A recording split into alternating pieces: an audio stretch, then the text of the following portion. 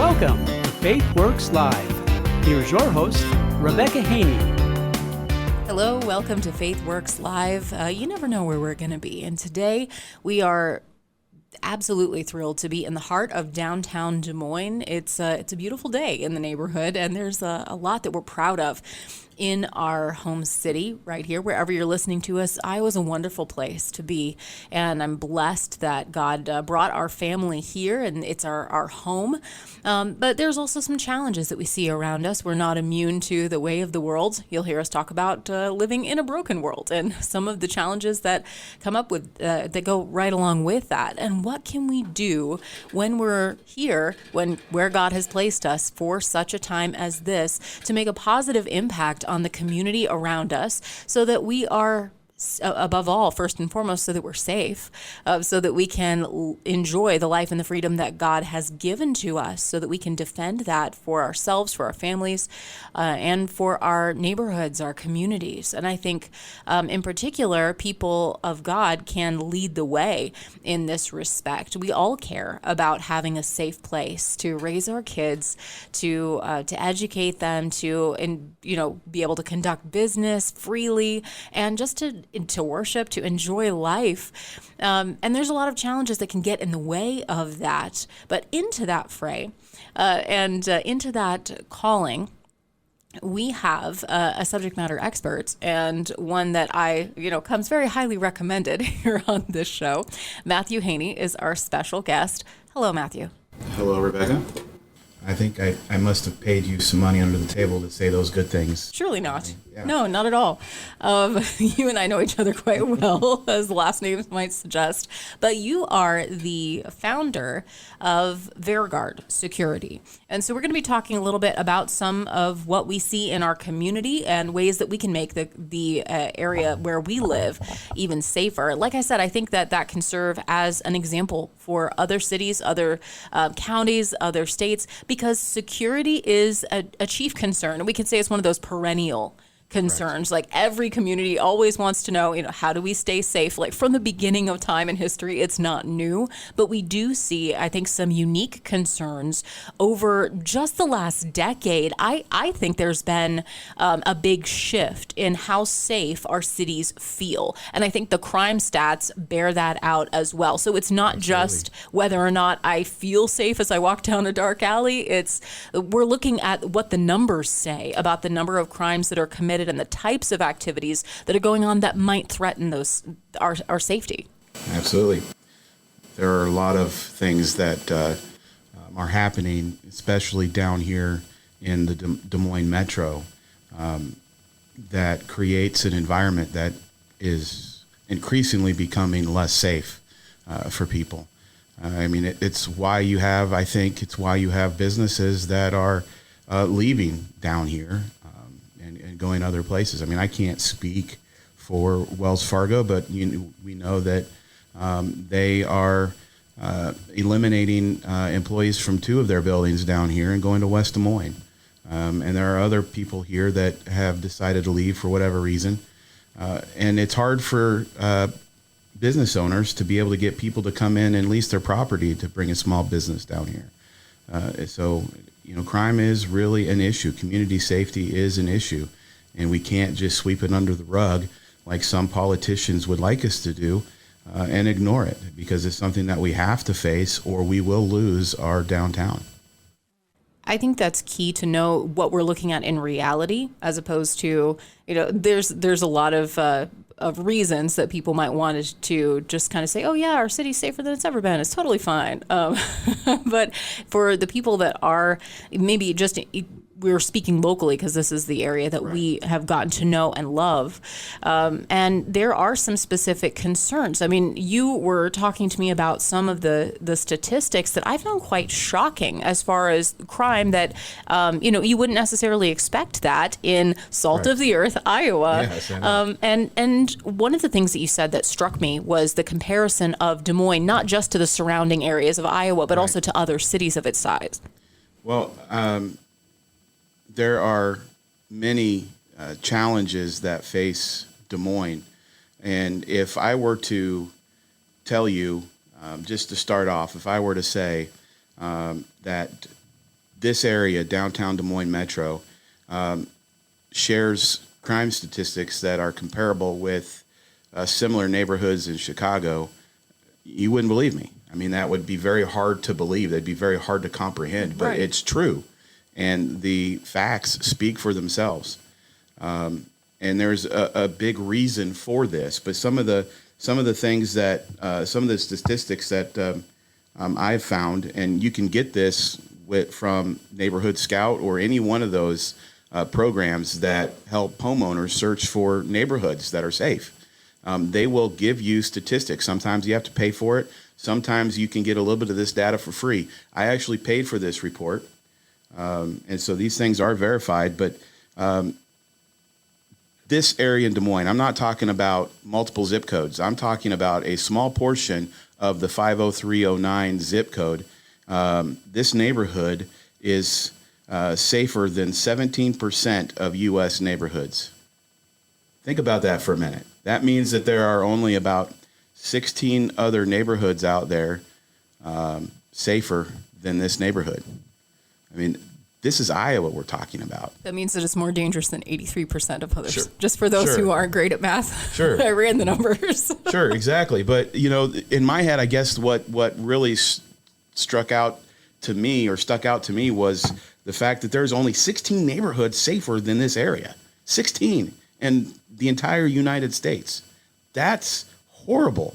And our city council needs to do something about it, but they don't want to. Our state needs to be doing something about this. Why aren't they? It's because they're not reading these same reports. They're being told, hey, everything's fine. And it's not. So this report has a violent crime index, and it also has what's called a property crime index. So they even break it down between property crimes and violent crimes. And when it comes to violent crime, we scored an 11. This neighborhood scored an 11. The best score you can have is a 100. Okay, that's a failing grade. That's a failing grade. Yes, that's really bad. That's like you forgot to write your name on the test, kind of failing. I know, grade. Right? And with property crime, we're not much better. We're at 20 with regards to property crime. So to put all this in perspective, there's two other numbers that really jumped out to me. I mean, one of those numbers was that there are 165 crimes committed per square mile for this neighborhood. 165 crimes committed per square mile.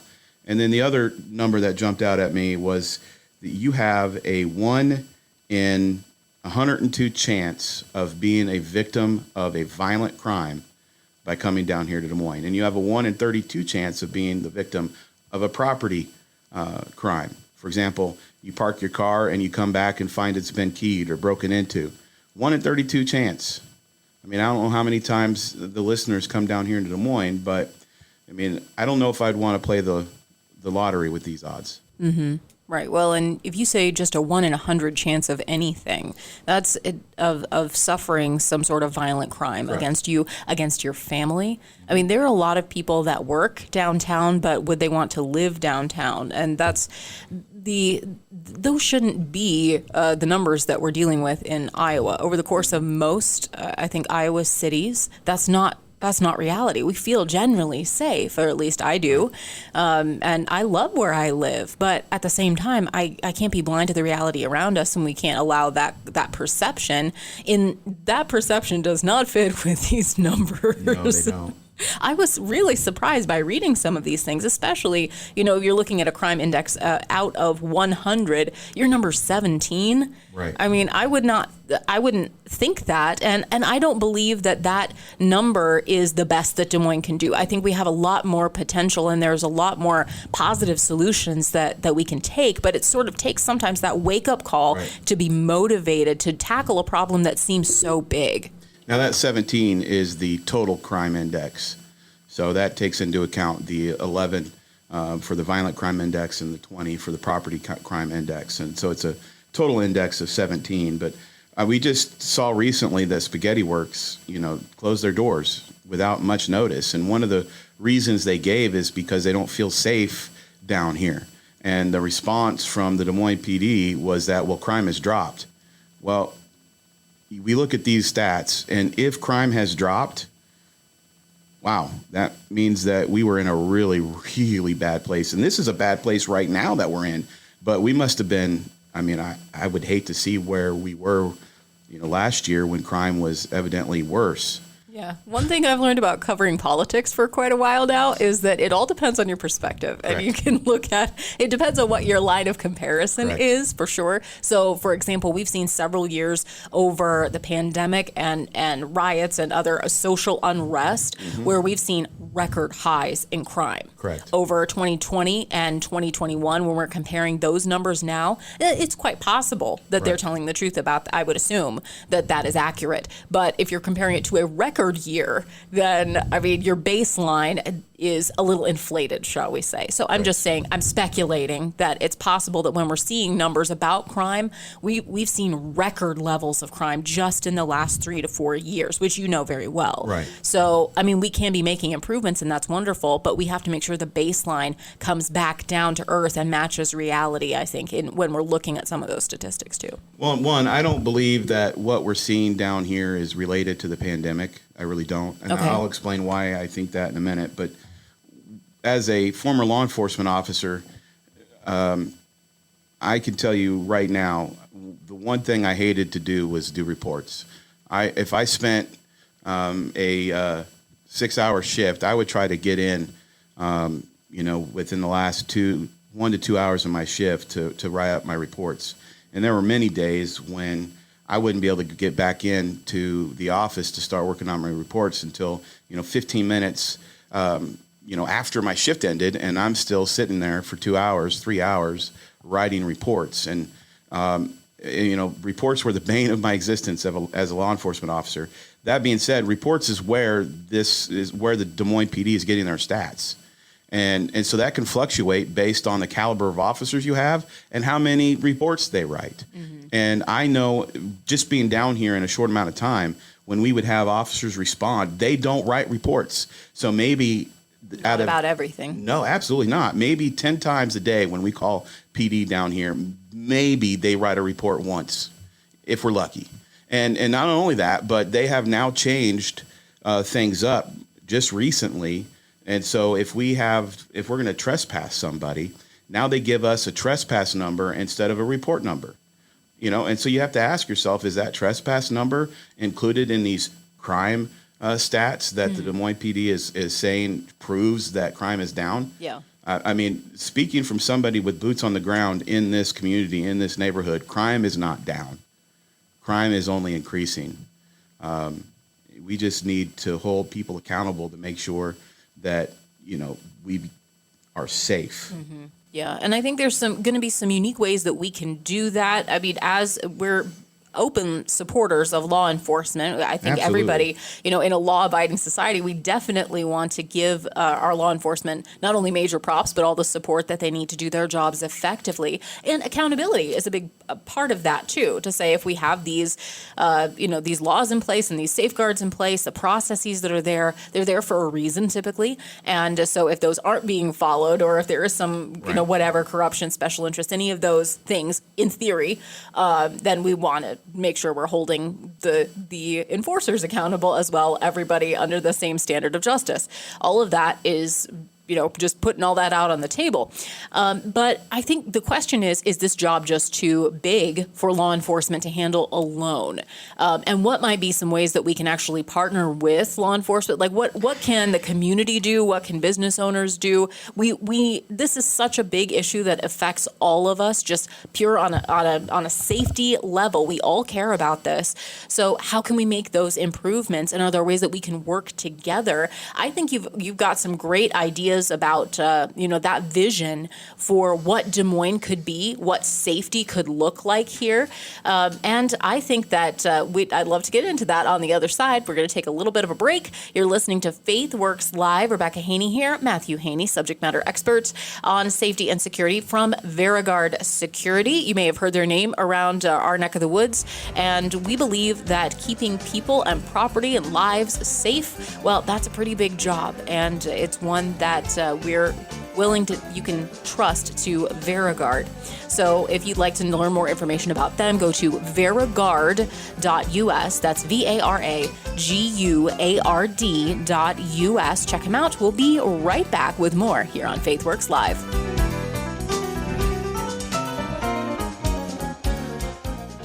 There's no better time than now to stand for life. And you can stand with Iowa's original pro-life organization, Pulse for Life. They're the longest standing nonprofit pro-life organization in Iowa, and they are dedicated to informing, educating, and inspiring a new generation to value the sanctity of all human life, from fertilization until natural death. They serve at the State House. They educate in classrooms, at events. They proudly serve on the coalition of pro-life leaders. They are on the front lines of the battle against this throwaway culture of death that we see all around us, and we are winning ground. Hearts and minds are changing, and the pro-life movement is continuing to grow. And you can be a part of the exciting things that are happening right here in our own backyard at pulseforlife.org and get your finger on the pro-life pulse. Sign up for their newsletter, find ways that you can make a difference, and how you can change hearts and minds with their pro-life apologetics course, pulseforlife.org.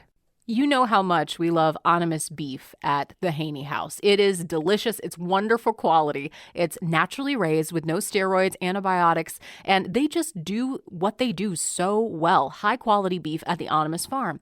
But did you know you can actually see where your beef comes from? You can visit Anonymous Farm. The fine folks, Dave and Mary Lynn, are the most hospitable folks I may have ever met. They'll let you feed a bottle calf and then meet the cows at Anonymous Farm. And opening soon is a special treat, Mulberry Cottage, for a stay at the Anonymous Farm. It's a family-oriented getaway, and they'll let you hike the trails out there. You can forage or bird watch or just enjoy the beautiful sunset from their porch. I'm very excited to check it out myself, and they'll even let you do a cookout with Anonymous beef. Order your beef or your next vacation at anonymousbeef.com. That's OHNEMUS beef.com.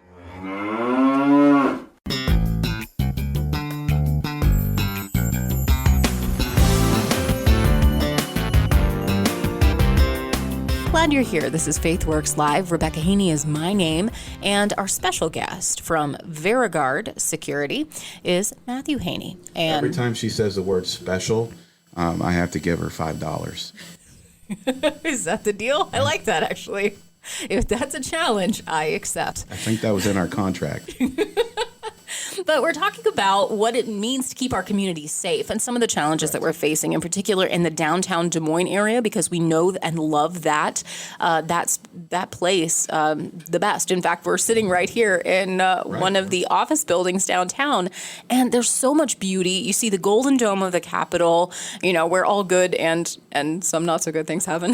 It's a mixed blessing. The courthouse is here. You see people scurrying around to do their daily jobs. You see thousands of people that are doing their best to be excellent at what they do, to live their lives. You see kids on their way back and forth to school, running to catch the bus. It's an exciting place. There's a lot of cool things happening in the downtown area. But at the same time, it has some unique security concerns and situations where, maybe we're not nearly as safe as we should be. Crime is on the rise in our area. Yep. And before the break, we were talking a little bit about law enforcement, and, they have a hard job. They have a big job in this area. And when we see crime reports and crime statistics on the rise, the question is, what do we do about what is being done about it?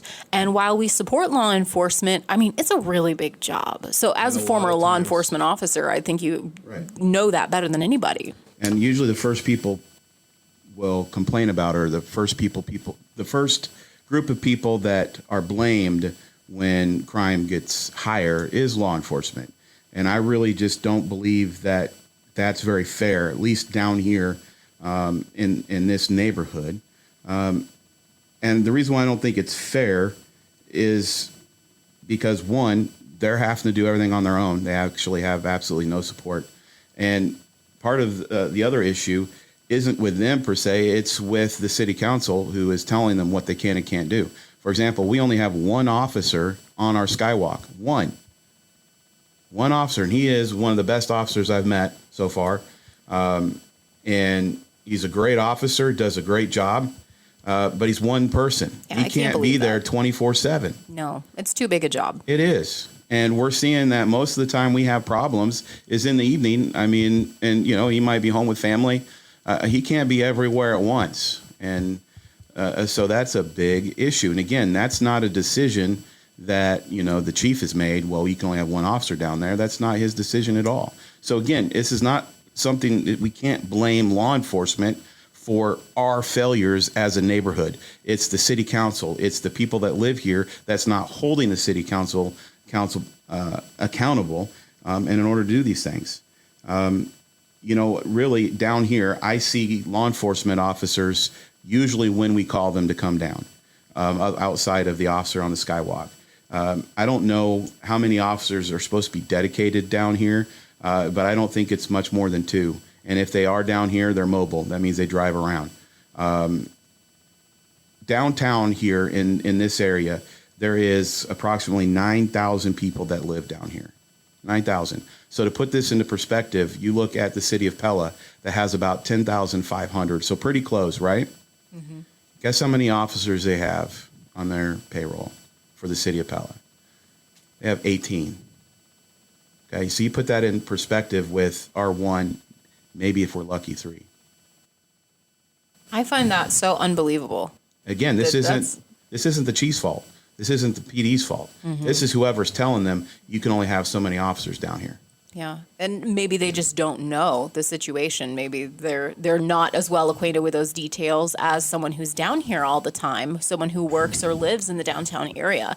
And I think that's a great example of, the people that are closest to I've always believed in terms of government anyway, and you tell me if this makes sense in this context. Feel free to correct me if I'm wrong. But that I know better the than people that I said it on record for a reason. I won't hold it against you here and now. But the people that are closest to the problem are the ones best positioned to fix it. Absolutely. Right. So I think like the government on your local level, that's where you want to Correct. govern your local problems and solve your local problems. And I would think it's the same way with the police. Right. And with the city council, the people that are in charge of making these decisions and implementing these policies, you have to be close to it in order to understand the impact of your decisions and to be able to effectively, pivot to different areas, different possibilities. And if you're trying to govern that from afar, it's not going to work out so well. No, it's not. Talking about the need for us to be involved in local government, I mean, this right here is a perfect example of why there's a need. Going back to some stats, when we were looking at, the different crime comparisons, and we're just going to look at crimes per square mile. The state of Iowa, it's about 12 crimes per square mile. This is well under the national median of like 26.9 or 26.8 crimes per square mile. So you're right. When people think of Iowa, for good reasons, Iowa is the corn, it's the corn-fed state that everybody wants to be from. It's Mayberry. Yeah, it is. It's Mayberry. It's in all the best ways. But let's get that a little bit closer, and you take a look at Des Moines, just Des Moines, and all the zip codes associated with Des Moines, and it's 98 crimes per square mile. And then you look at this neighborhood, and we narrow it down to this zip code, and it's 165 crimes per square mile.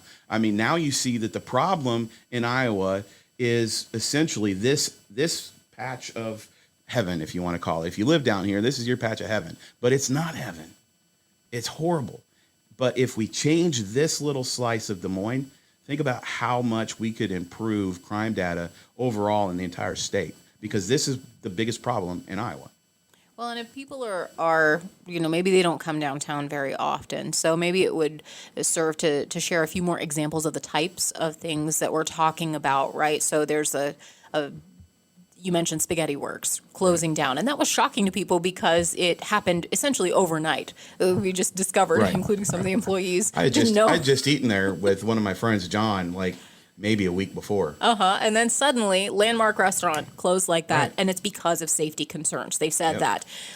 The thing that shocked me, the story that really bothered me as a mom, was hearing about the attempted kidnapping that took place in the Des Moines Skywalk, where you had a couple of vagrants, it seems, and they attempted to kidnap a young boy from a mom, and the only reason that little boy is safe is because that mom was a concealed carry owner, and she implemented her Second Amendment right and said, Absolutely. you back up, and in no uncertain terms. And I mean, you can't call the police fast enough in those circumstances. Correct. And if there's only one or two officers that might be available, I mean, it's not humanly possible for them to police all of these types of situations or be present when every crime is taking place. And that in particular really solidified to me the need for better security solutions. I mean, you cannot have situations where kids are being kidnapped from their homes or from public places. And you just highlighted the cause for all these crimes, for a large majority. I'm not going to say all of them. And now this is where you might be able to blame the pandemic for this in a small part. But in 2018, you had 576 homeless in Des Moines, in Polk County. Polk County. 576. Everybody I have talked to down here has, when I throw that number out, is surprised. They think the number is bigger. And indeed, when I work down here, and I could see how that number is probably bigger. And it's just staggering the amount of homeless that's down here. And this is a big issue. And, you know, you have programs like CIS, and they're not, you know, they'll reject people. When you go in there to try to have a place to stay because you're homeless, if you're high, they're not going to let you in. If you won't let them search your bags, they won't let you in. I agree with that wholeheartedly. I mean, let them search your bags. However, if somebody's high, I think, or under the influence of alcohol, that's when you need to let them in and get them to a hospital, get them some help. But then the other, other programs down here, they're understaffed and overworked. They're doing the best they can to provide services for these people. Because a lot of these people, an overwhelming majority of them, have mental health issues that lead them to do crazy and insane things like try to, kidnap little kids. And I mean, clearly that's no one's first plan. Right. And it's a hugely complex issue, and we can lead with compassion, but we cannot also be blind to the security concerns that are there for everybody else too, and including the people that are on the street. I mean, that's not an ideal situation. They are not safe. There's all sorts of horrible things that can befall you. They're also not getting help for any of those mental health issues or addiction issues, like you mentioned. And it's a heartbreaking combination of things that leads someone into that position. And no matter what that part of the story is, I believe that in particular, we believe in redemption. Right. But something has to intervene into that situation. You can't just allow people to go down this self-destructive spiral and then take everyone out, and then be a negative impact on everyone else around them. And I think that's what gets lost in this discussion sometimes. We think we're being compassionate by just turning a blind eye or only fixing around the edges the symptoms of the problem. In California, for example, one of their brilliant solutions is to, they don't allow anyone to move along, people that are homeless, or try to find them housing. But they're doing things like addiction clinics where they actually give people drugs because they think clean needles are the solution, which is utterly ridiculous. That's not going to make anybody safer. It's only going to contribute to the problem. Yeah, especially when they take those needles and try to stab security officers with them. Right. Which, I mean, it seems like that is an insane theory as to what might happen. But some people legitimately think that that's a good idea. Yeah, exactly. I believe that there has to be a better, more reasoned, sane approach that prioritizes security, that prioritizes the needs of, keeping people safe. But that seems like a really big job. And so people might look around if they're walking downtown to a swim meet, for example, or to a wrestling tournament or something. They're thinking, what on earth do we do? This seems like a really big problem. And to narrow that down a little bit further, think about the fact that, approximately 33% of those homeless are under 17. And we're seeing a lot of these. Kids. Yeah. And we're seeing a lot of these kids on the skywalk. And, they're smashing TVs that are hanging up on the skywalk. They're, beating each other up. They're assaulting other tenants and people that live down here. I mean, it's getting worse. It's escalating. This behavior on the part of these young kids is just escalating down here to the point where, just in the Des Moines Register, you saw that they are talking about shutting down the skywalk. And the reason why is these kids are coming in here and they are causing a lot of mayhem and havoc and destroying property. Yeah, I just saw that here, was it from today? Yesterday, that portions of the skywalk are going to close overnight when there's the most security concerns, which, I don't know. I mean, you think that's probably a pretty good idea? I think so. And, when I read this article, I wanted to respond to the other article that was put out with regards to Spaghetti Works when the spokesperson for the PD said that there's no problem here. Crime is down this year. Well, if crime is down, why do we need to shut down the skywalks? Mm-hmm. Right. Crime is not down. Crime's just not being reported. It's up. Yeah. I promise you it's up. Anybody that comes down here for 10 minutes will see crime is up. Well, and even if we're comparing to some of those heightened statistics from the record highs that we've had, it may be, maybe they're telling the truth, but it's not acceptable. The way that we have things structured right now, it's causing people to not want to be here to do business. If it's not safe, if you don't feel safe, then, and there's good reason for you not to feel safe, then I don't blame you. But there's so much more. There's so much potential that I see all around us, like as we're sitting here, as we're speaking here, which is why I think it's important to break this down. It seems like a big problem. Yes. So what do we start to do about it? With a solution. Okay, so I like that. I like the optimism. And so what are some pieces of that? Well, the solution in a nutshell is simple, and it's change our mindset. We need to go from a security mindset to community safety mindset. Okay. Because too many times when it comes to communities and neighborhoods, when we think security, we think cops. Okay? And let's just face it, these boys in blue are overworked. These boys and girls in blue are overworked, underpaid for what they have to do. And we're dealing with a homeless pandemic that, I was a cop. Nobody wants to come up to these people and say, hey, you've got to leave. They have no place to stay. So we've got to change our mindset. It's all about community safety. And when we approach it from a standpoint of community safety, then we're going to be caring about all of the people involved, because it's all about humanity and how we deal and interact with humanity. And so the first thing we need to do is hold the city council accountable. All right. They need to appoint more law enforcement down here to this Des Moines area, dedicated to this Des Moines area. Mm-hmm. And then those law enforcement officers then need to partner with a security company. That'd be awesome if it was mine. That would then secure the skywalk and secure the streets. And so these security personnel, they would be trained in mental health. They would be trained in verbal jujitsu. They would be trained in first aid. So they would be able to interact with some of these homeless people. And then we have to be consistent. And we can't do what's been done right now, and that is when homeless are coming in and they won't leave, we call PD. PD comes and makes a move, and they just go down the street somewhere else, and eventually they find their way back here. We have to be consistent, and yes, that means for probably 3 to 6 months, PD are going to be camped out down here, and because I guarantee you that if we are consistent about giving homeless the option of either moving on or going and getting help, and then we will engage with them, show them where to go, even take them there if they need to go to get the help that they need. So they have a choice, but they're going to do one or the other. They're either going to go get help or they're going to leave. Mm-hmm. They're going to find out real quick that they're going to have to do one or the other. They're going to choose to either not come down here or come down here so they can get help. And that's what's going to clean up downtown for sure. Yeah, well, and I appreciate that you're mentioning this isn't just seeing like a homeless person on the street as that's the problem. We just have to make it go away. Correct. These are real people, Absolutely. And they're in here for a reason. This, again, probably not their first choice as to where their life was going to go, but they actually need real help. And just letting someone park a pillow on the sidewalk is not a long-term solution.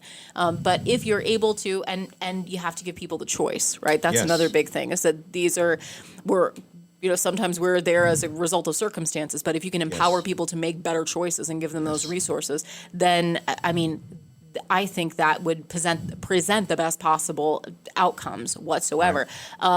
One of the things that you're talking about, I think, is hard for people from a political standpoint because it doesn't seem compassionate to enforce a boundary. We have a lot of problems with boundaries in our society in general, but I think it is love to enforce healthy boundaries. Yes. And one of those boundaries might be a property line, and one of those boundaries might be a curfew, for example, and say, no, this is not good for you. This is not good for anyone around you. It's not safe. Yes. So it is loving to enforce healthy boundaries. And that's a big part of what keeps people safe as well. I'm just going to be honest. Part of the reason why we have the influx of young under the age of 17 vagrants down here is because they didn't have boundaries at home. Guarantee you, if they had boundaries at home, they wouldn't be down here causing mayhem, for sure. And another good thing about having it, or I should learn how to speak properly. But a good solution is always going to be one that is changeable, that we can change up, that's adaptable. And so, as we look for solutions with regards to the homeless, anyway, not only do we have to be consistent, but we have to be adaptable, because helping them has to be one of our priorities. It just has to be. One of the things that I think about when I see some of these people, and I mean, we've helped a couple of them. And we worked with one for an entire year going through the program to get sober. And we look at them and the fact that they've made the wrong mistakes over and over and over and over again.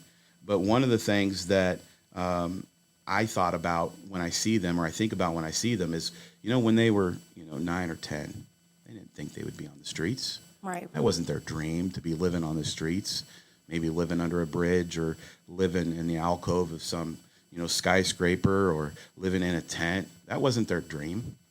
Their dream might have been to play baseball or be a lawyer or be a fireman. We have kids, and that's their dreams. God forbid 20, 30 years from now, they end up on the street. Mm-hmm. And so we need to have compassion, no matter what. I don't care how many times these people have failed or these people have made the wrong mistakes. They are people. They are humans. They need to be treated with compassion. Made in the image of God, Absolutely. Right? Just as we are, and worthy of better than Correct. that circumstance. And I think, again, that's where I come down from a different perspective from the people that sort of classify people as either, oppressors or victims. Yes. And so if we're talking, not to get too political and go down the road, because I can. Right. There's a rabbit trail. But by telling people you actually do have agency, you have Yes. power over your own life, you can make better decisions, and maybe you're stuck in a cycle that is self-destructive or that isn't working for you or for anyone around you, to love someone enough to give them a way out, a hand up, to say, to empower them with what they need to make their better decisions, to be personally responsible. I think that is one of the most loving things that you can do. It empowers people. It's sort of a, feed a man give a man a fish conversation. If you give them the actual resources to get out of that cycle, to address the addiction, to address some of the mental health concerns, the serious soul level wounds that can cause someone, the disconnection that causes someone to not have a place to stay other than being on the street. Can you imagine what would cause a soul level wound? I mean, it's just thinking about what could cause something that would put them in this situation. Either it's a mental health issue, or it was something that they came into contact with, somebody they interacted with, a situation that they were involved in, whatever it was that led them down this path. I mean, I shudder to think about what could cause a soul-rending wound like that. Mm-hmm. And that's what these people are experiencing. Yeah. And I mean, I applaud and I uphold the mission of the ministries that are in our area and the organizations Absolutely. that are out there to help. But you have to make that connection. And a lot of times people either don't know, or they're not in a position to get to the Right. place where they think there's help beyond just subsistence. and they're not thinking long term. No, they're not. So this approach would have to be implemented in more of a long-term way, or to point people towards more long-term, permanent types of solutions. And you just talked a little bit about, you just kind of clued in on one of the other parts of this solution, and that is using the agencies that are already down here to create training programs for our law enforcement officers and for our security guards. I mentioned earlier mental health training, first aid training. We would get that kind of training from the agencies that are already down here working with these people. Mm-hmm. And this would be ongoing training. This isn't one of those things where I get 2 hours of training before I get hired and then it's over. We can't have that kind of training and expect to fix the problem. We need law enforcement level training as security guards, because from now on, we're not security guards, we're community safety officers, community safety specialists. We're changing our mindset. And then the last part of the solution is we need somebody that would be a community safety liaison. That person would communicate with the business owners, with the owners of these properties down here, with the tenants. They would liaison even with some of the homeless. They would liaison with the city council, with the Des Moines PD. They would liaison with the people at the state capitol. Mm-hmm. They would essentially become a lobbyist for this community. And that's what we need down here. When you have crime that is this high, that needs to be represented at the state level, especially if the city council's not listening. Mm-hmm. Yeah, or they haven't considered things from this perspective. Again, it's okay to it's like those memes that you see now where everything's burning down around you, and they're drinking coffee at the table, and it's just fine. This is just fine. Just close your eyes, and it's all invisible. It all goes away. It's kind of like what one of our young littles who will remain nameless likes to say. He's like, I can't see it. Just close my eyes, and I'm invisible. Yes.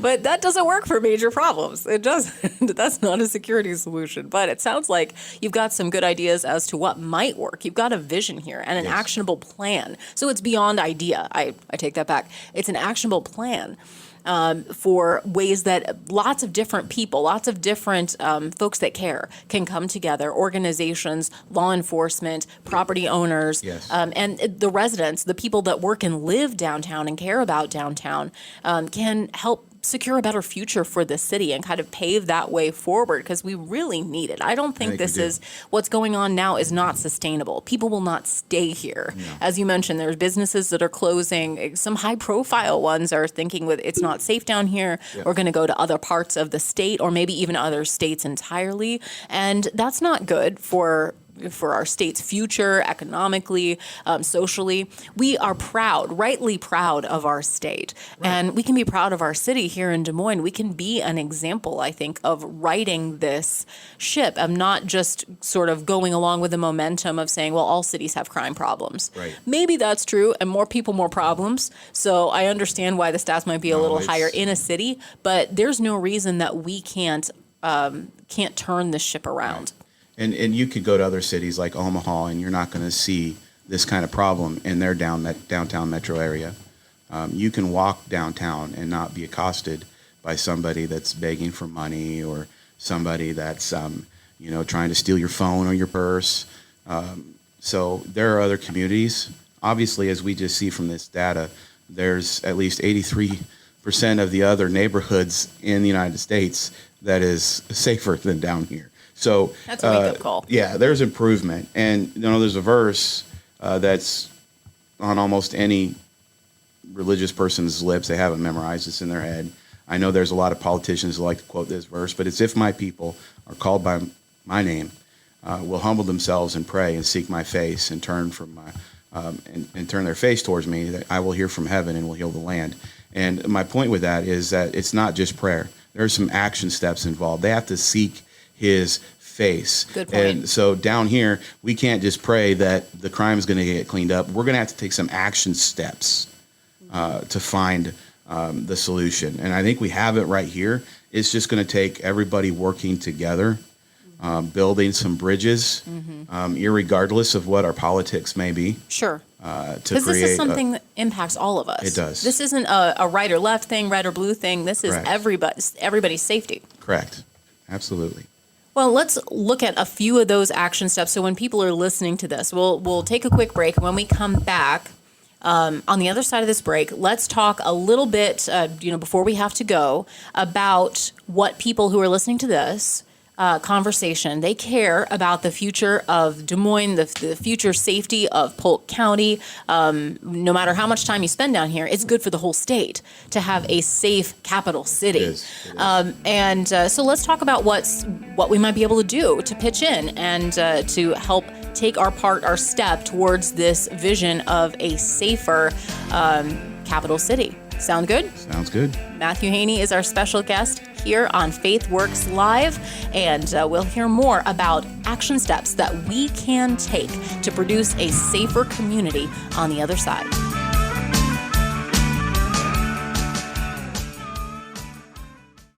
In today's world, security has never been more vital. And at FaithWorks Live, we're proud to partner with Vara Guard Security. It's a professional physical security service, and they're really raising the bar in security and private investigations. Whether you need a team of professional officers to protect what you have worked hard to build, or their mobile security units for multiple properties or large locations, from business or corporate properties to your home or neighborhood. Perhaps you've got an event coming up. They secure quality security coverage for events large and small, because it's about peace of mind and protecting you, your family, your team, and your property. Settle for nothing less than the best when it comes to your security. You shouldn't have to compromise. When it comes to security, you can trust Vara Guard. Contact them today at varaguard.us. That's VARA guard.us. For security service, you can trust Vara Guard. When a woman faces an unplanned pregnancy, every possible emotion goes through her head. Where can she go for help and for hope? She can go to InnerVisions. Here in our metro, we have 2 healthcare clinics where she will find hope and help. From free pregnancy testing and STD testing to free ultrasounds, InnerVisions serves women and men with STDs who find themselves in vulnerable situations. They're completely free of charge because of generous donations from folks like you. And their medical clinics help their patients get all the information that they deserve, that empowers them to make life-affirming decisions. That's what they do at InnerVisions Healthcare Clinics right here in Des Moines. Learn more at innervisionshealthcare.org. That's innervisionshealthcare.org. And you can call 24 hours a day at 515-440-CARE. That's 515-440-2273.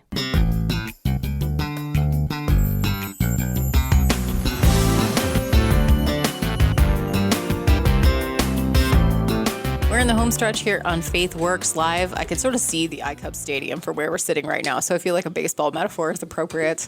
And I'm with security expert and big baseball fan in his own right, Matthew Haynie, who heads up Vara Guard Security.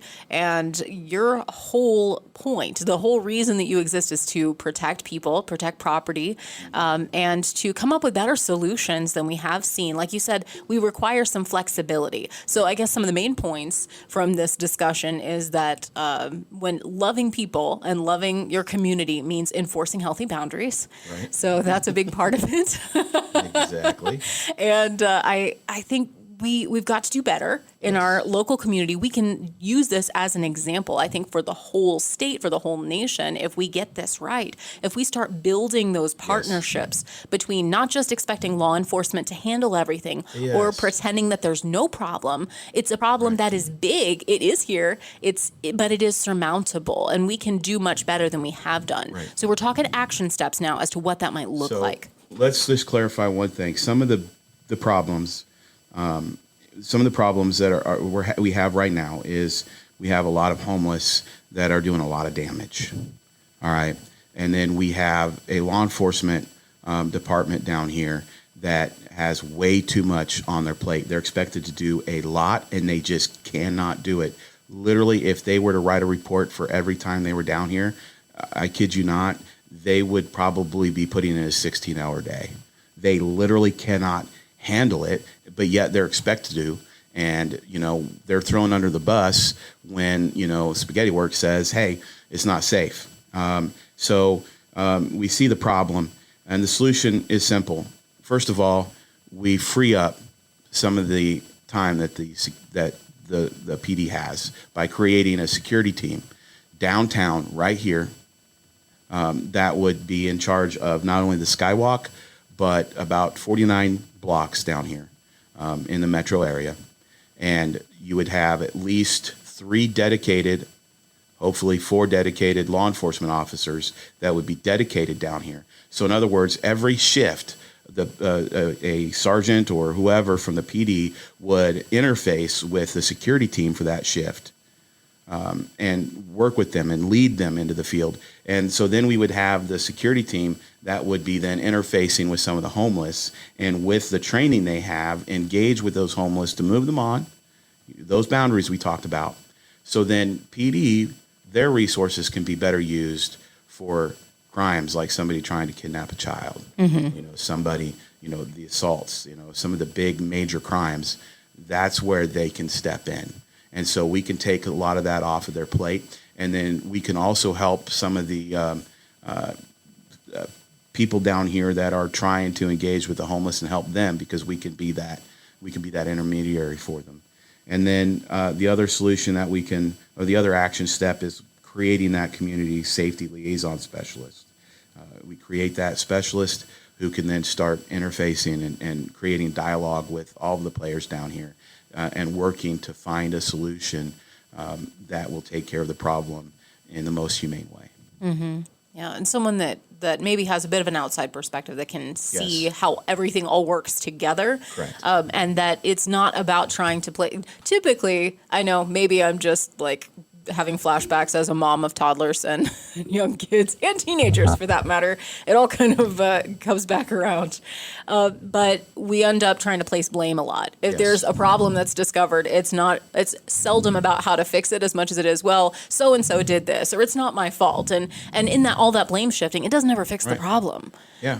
Right now, the way we're fixing the problem is by shutting things down, by moving businesses out of the city. I mean, what's the next step? We're going to shut the Skywalk down, period, and nobody's going to be allowed on it. I mean, what is logically the next step? I mean, we're already narrowing the times that you can be in the Skywalk. I mean, if this doesn't fix the solution, and I guarantee you it's not. That's not the solution. So what's the next stage? More companies leave. Yeah. Tenants leave. You're going to have people trying to sell their buildings down here. So we need to find a viable solution. And I think that, we've provided one here. Well, and it's an ethical solution too, Yes. because we're thinking about it. I like to look at what's the best outcome for everyone here. And I think in particular, if we serve a God that has given us to be good stewards is a big part of our mission. And how are we stewarding our resources? When we see hurting people that are then hurting other people, perhaps, that's a problem. And we can step in with both his justice and his mercy. I happen to know that you're fond of Micah 6:8, which is Yes, I am. exactly what God outlines for his people to do. If he asks us basically 3 main requirements, he says that this is what's good: to seek justice, to love mercy, and to walk humbly with your God. And there's a lot where I think all of those elements can come together in seeing a safer community.